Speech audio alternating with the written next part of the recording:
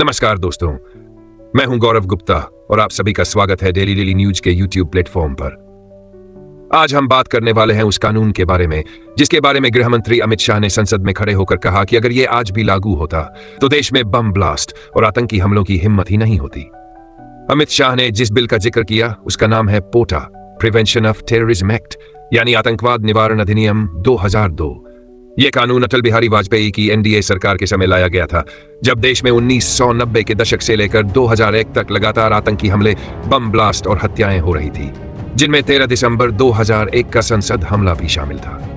तब की सरकार का कहना था कि इंडियन पीनल कोड और बाकी सामान्य कानून इतने सख्त नहीं है कि आतंकवाद जैसी गतिविधियों पर पूरी तरह नकेल कस सके।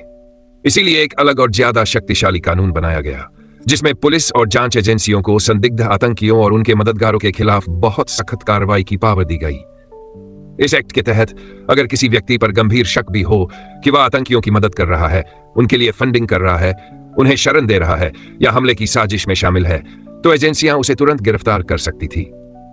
सिर्फ गिरफ्तार ही नहीं, शक दूर होने तक उसे लंबे समय तक जेल में रखा जा सकता था और जमानत पाना भी बेहद मुश्किल बना दिया गया था, ताकि आतंकी या उनके नेटवर्क आसानी से कानूनी छेद का फायदा न उठा सकें।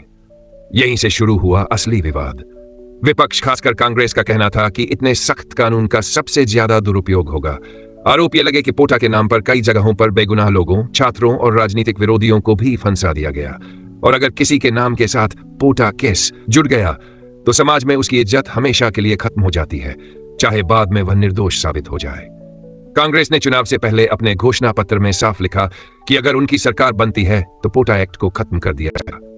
2004 में एनडीए सरकार गिरने के बाद मनमोहन सिंह के नेतृत्व में यूपीए सरकार आई और इस सरकार ने पोटा एक्ट को रद्द कर दिया, यह कहते हुए कि इसका बहुत ज्यादा दुरुपयोग हो रहा है और लोगों में डर व असुरक्षा बढ़ रही है।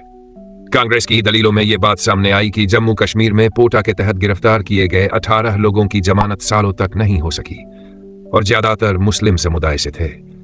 इसी तरह गुजरात, मध्य प्रदेश, हरियाणा आदि में भी गिरफ्तारियों के आंकड़ों को दिखाकर कहा गया कि यह कानून एक खास वर्ग के खिलाफ ज्यादा इस्तेमाल हो रहा है, इसलिए इसे खत्म करना जरूरी है।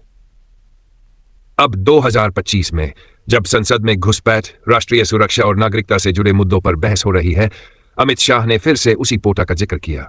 उनका आरोप है कि वोट बैंक की राजनीति के लिए कांग्रेस ने 2004 में पोटा खत्म कर दिया, और अगर यह कानून आज भी होता तो आतंकियों की हिम्मत नहीं पड़ती कि एक के बाद एक हमले कर सकें।